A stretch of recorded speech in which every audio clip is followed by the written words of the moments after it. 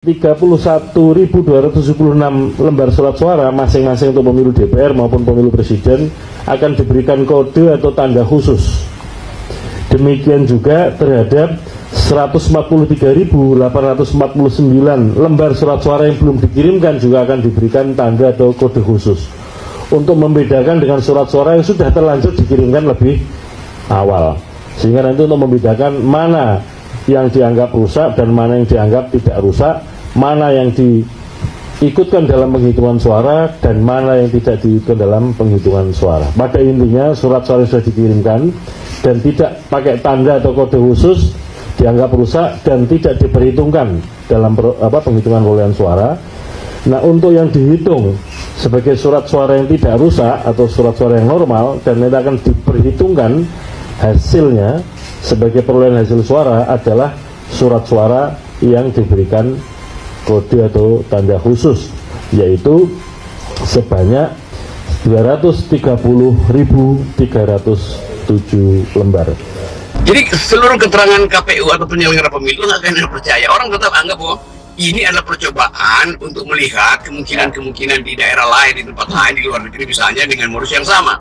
Kan kalau ini bisa diselamatkan, itu artinya tempat lain juga bisa berlangsung tuh surat suara dicoblos duluan tuh. Jadi sangat mungkin juga ini sengaja diajukan untuk jadi test case aja kan. Kebetulan publik berhasil lebih cepat. Jadi ya itu sebagai basa-basi itu ya ini bukan kesalahan, bukan kesengajaan, tapi ini ketidaksengajaan yang sifatnya administratif.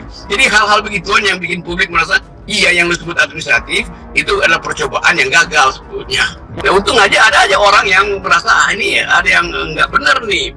Demikian juga mungkin akan berlangsung di beberapa kedutaan kita tuh, hal yang menyangkut TKI yang mungkin nanti dikasih iming-iming, udah Anda kerja aja tuh pada waktu hari pencoblosan, ya gampang tuh nanti diatur lah kira-kira semua perencanaan buruk itu udah dibayangkan oleh publik.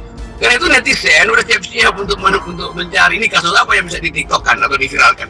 Jadi itu betul tadi bahwa mata publik itu udah kecurigaan publik dan semacam ketidakpercayaan itu yang menyebabkan semua orang itu pasang kuda-kuda itu. Bahwa pengiriman surat suara kepada pemilih baru akan berlangsung pada tanggal 2 sampai 11 Januari 2024. Jadi dengan demikian terdapat dugaan pelanggaran administrasi pemilu yang dilakukan oleh KPPSLN, POS, dan atau PPLN Taipei. Kemudian yang kedua berkaitan dengan pernyataan KPU tentang 31.276 surat suara yang telah dikirim melalui pos oleh PPLN Taipei kepada pemilih dianggap sebagai surat suara rusak. KPU sebut PPLN Taipei akan kirimkan surat suara lewat pos pada 2-11 Januari.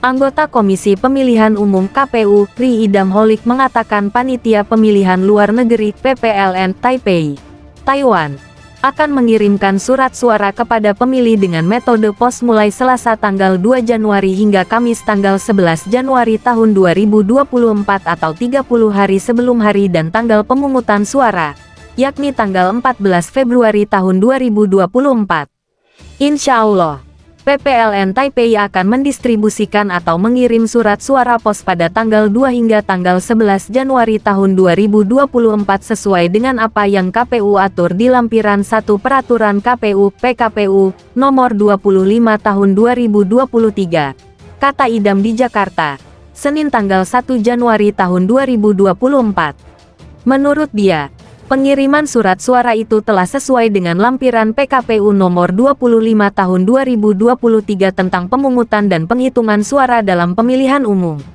Idam berharap pengiriman surat suara dapat berjalan dengan lancar.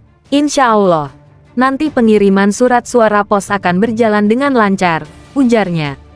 Ia menjelaskan bahwa surat suara pemilu 2024 yang telah dikirim kepada pemilih di Taiwan dinyatakan rusak dan akan diganti dengan surat suara yang baru dengan tanda khusus. Pasalnya, pemberian suara itu harus diatur dalam rentang jadwal tertentu. Beranda nasional, KPU sebut PPLN Taipei akan kirimkan surat suara lewat pos pada 2-11 Januari. Reporter, Antara, Editor, Eko Ari Wibowo, Selasa, tanggal 2 Januari tahun 2024 pukul 0:02 waktu Indonesia Barat.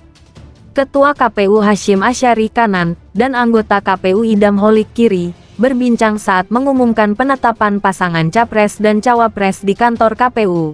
Jakarta, Senin, tanggal 13 November tahun 2023.